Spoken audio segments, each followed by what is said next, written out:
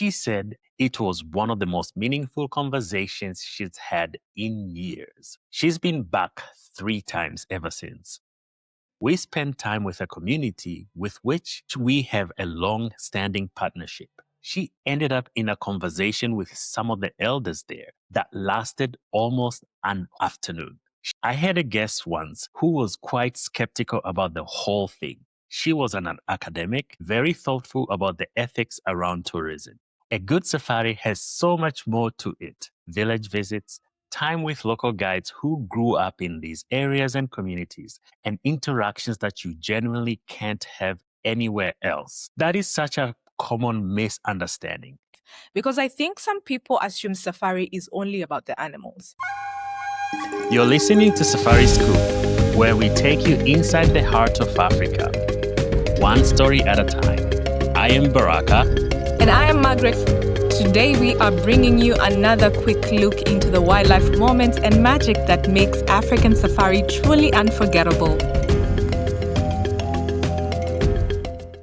Welcome back to Safari Scoop. I'm Magreth. Joining me, as always, is Baraka, our CEO. Okay, so this week we want to get into something, and I personally find it really interesting, which is who is safari actually for? Because I think there's a version of this conversation that's all safari is for everyone. It will change your life, and I'd rather have an honest one. Baraka, who is it actually right for? I love this question.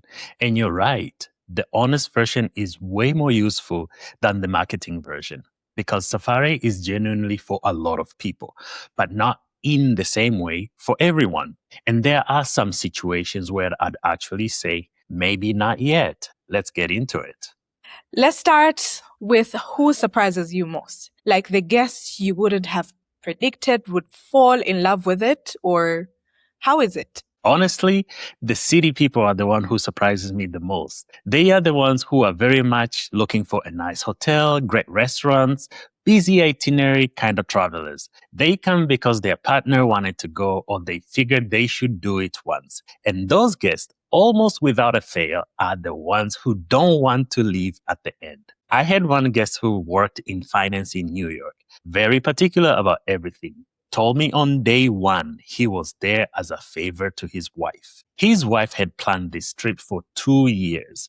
By the third evening, he was sitting around the campfire asking our guide questions about animal behaviors for 2 hours straight. He booked his next trip before he even flew home. That's a good one.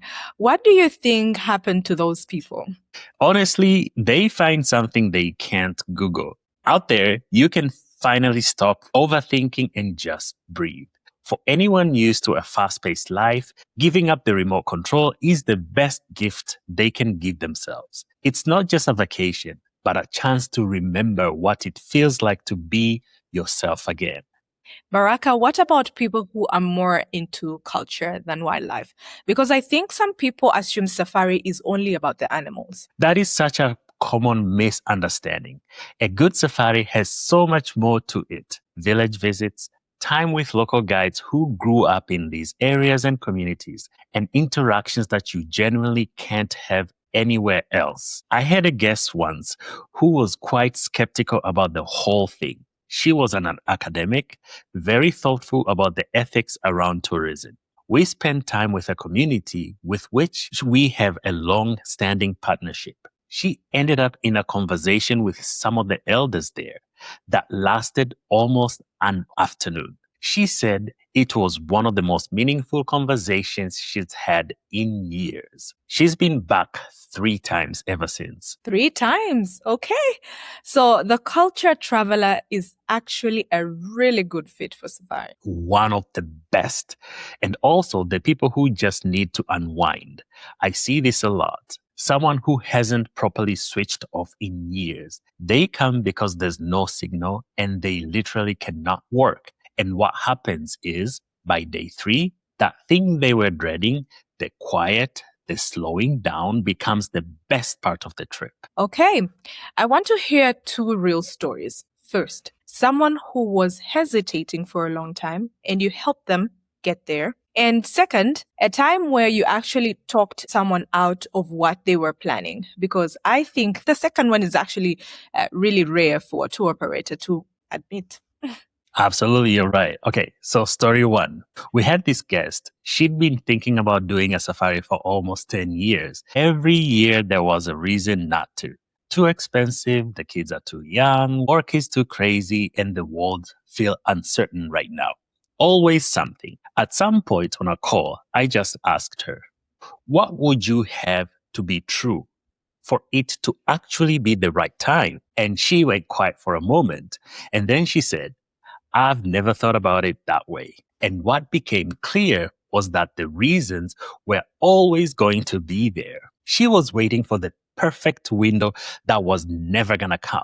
She just needed to decide. She booked a 2-week safari in Tanzania and she went that April. She sent me a message from the bush on one of the days and it just said, I get it now.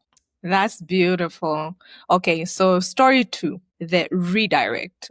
So we had a group of 2 couples, very experienced travelers who came with me on this incredible plan they've built themselves. 5 countries in 12 days. East Africa, Southern Africa, and all of it. And I had to tell them, I don't think you should do this. They were not thrilled to hear about that.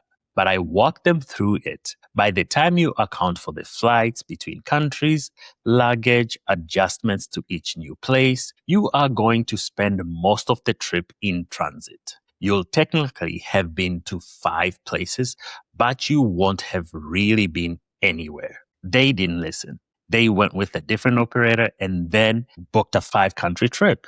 In about a month after they got back, they called me. Surprisingly, they said it was rushed. They never felt settled. They barely had time to remember where they were before they had to pack again and move on to the next. They came back to us for the following year with a completely different approach. 2 countries, plenty of time in each. And that trip was everything the first trip should have had.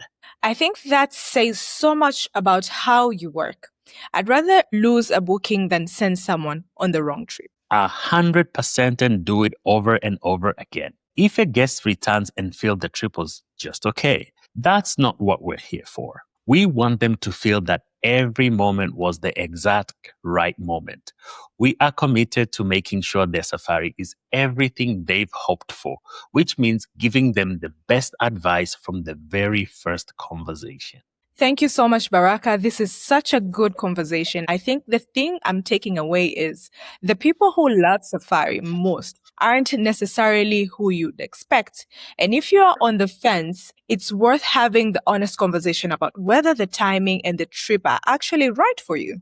Thank you for listening. Thanks, everyone. Thanks for joining us on A Safari Scoop. If you enjoyed today's story, follow the podcast for more moments from the wild to vibrant cultures and stunning shores. Until next time, stay curious, Stay inspired, and keep Africa in your heart.